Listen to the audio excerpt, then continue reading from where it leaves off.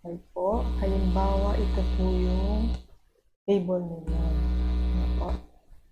So, halimbawa, dito po sa part na to, gusto niyo po siyang hatiin o split po. So, punta lang po kayo kung saan niyo gustong hatiin yung table. Tapos, dito po sa my layout, click nyo lang po yan. Tapos, makikita niyo po dito, split table. Ito po, itong part na to. So, click nyo lang po. Okay po. Makikita nyo na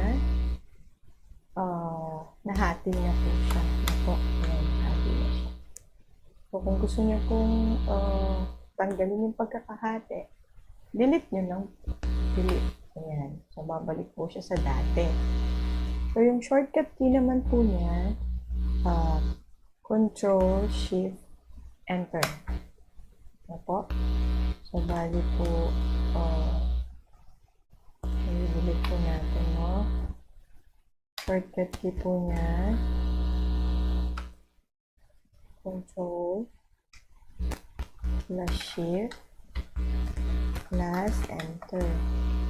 Po. Bali, naka-hold po yan, no? Naka-hold sila. So, halimbawa dito po, yan.